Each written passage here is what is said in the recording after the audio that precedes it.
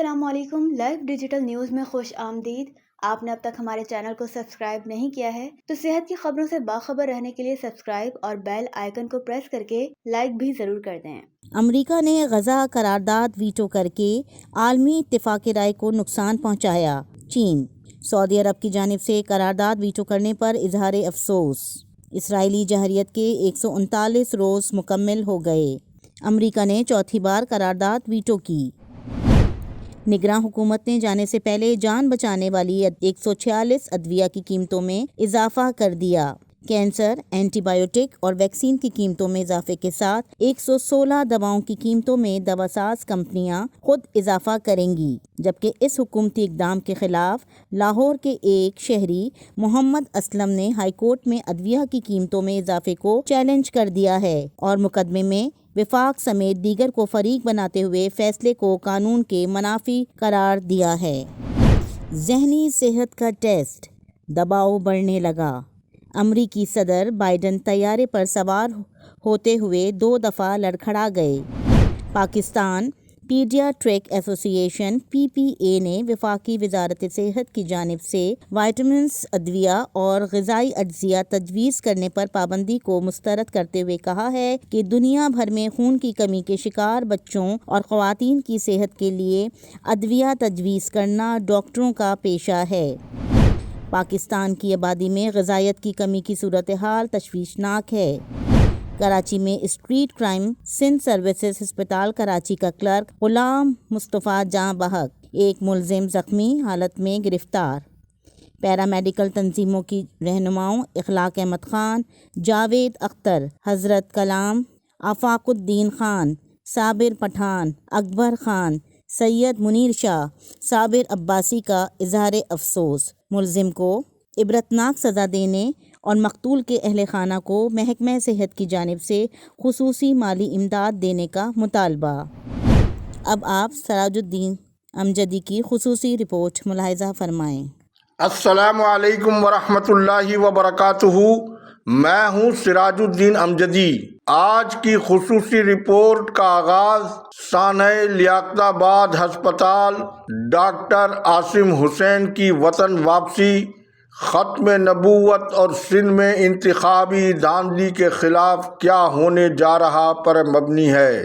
دھاندلی کے خلاف کیا ہونے جا رہا ہے پر مبنی ہے۔ آج 22 فروری کو سندھ گورنمنٹ اسپتال لیاقت آباد میں سانحہ آتش زدگی کے اندوناک سانحے کو 11 روز گزر گئے۔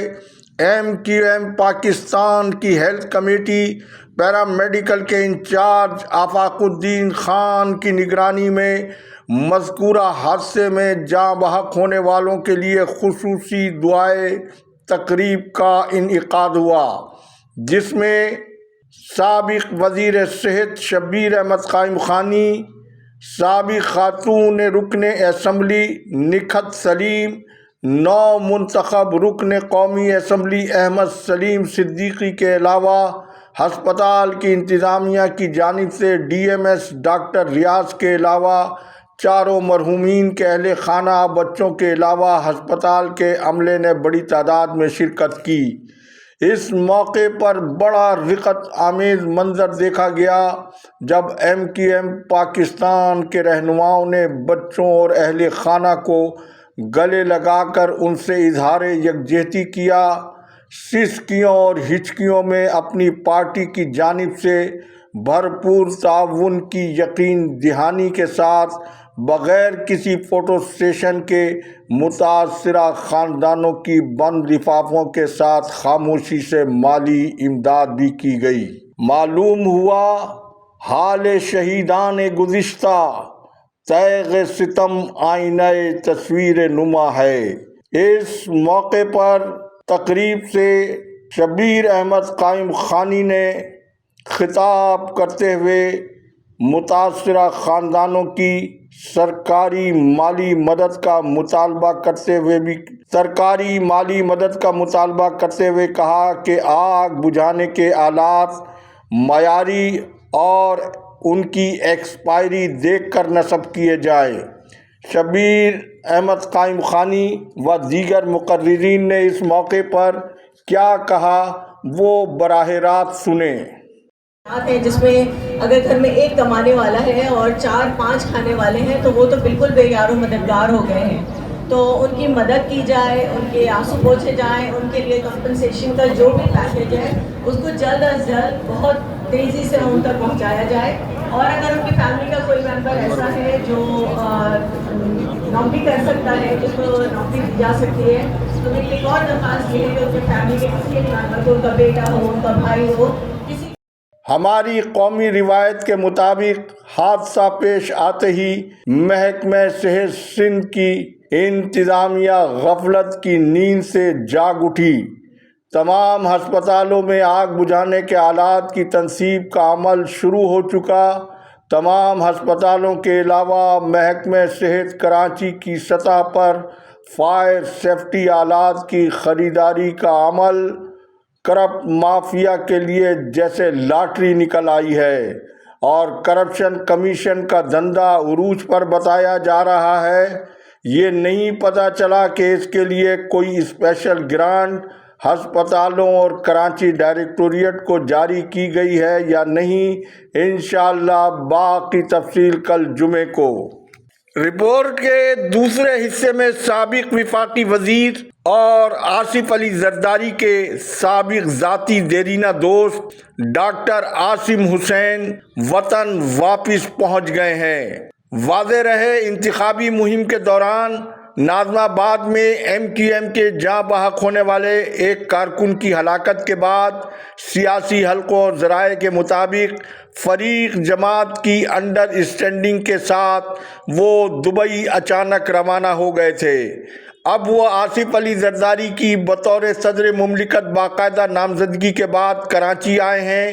واضح رہے کہ ڈاکٹر عاصم حسین جو ضلع وسطی کراچی میں طویل عرصے سے نہ صرف پیپلز پارٹی کی سیاسی پوزیشن مضبوط بنانے کے علاوہ ضلع وسطی سے انہوں نے پہلی بار 2024 کے انتخابات میں بڑی تعداد میں پیپلز پارٹی کے قومی اور صوبائی نشستوں پر امیدوار کھڑے کیے تھے, لیکن ان کی عدم موجودگی میں ضلع وسطی کے نہ صرف پیپلز پارٹی کے تمام امیدوار شکست کھا گئے بلکہ ان کی ضمانتیں تک بھی ضبط ہو گئیں.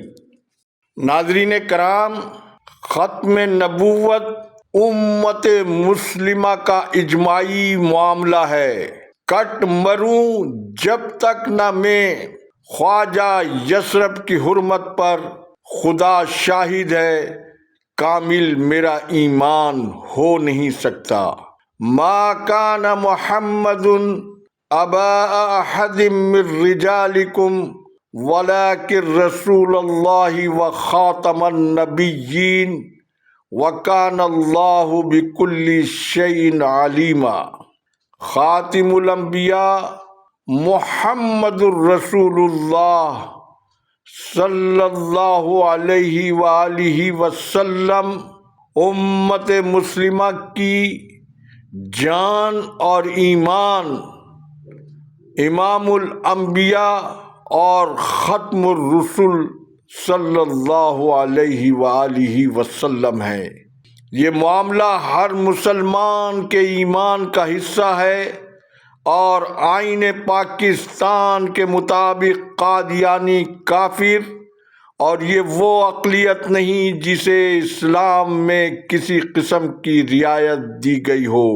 لہذا اس حساس ایمانی اور قانونی معاملے میں ایسے وقت میں چھیڑ چھاڑ جب وطن عزیز پاکستان عالمی دشمنوں کے علاوہ ان کے داخلی ایجنٹوں کے نرغے میں ہو, لہذا اس حساس معاملے پر تمام قوتوں کو معاملہ فہمی اور دانشمندانہ راستے کو اپنانا چاہیے.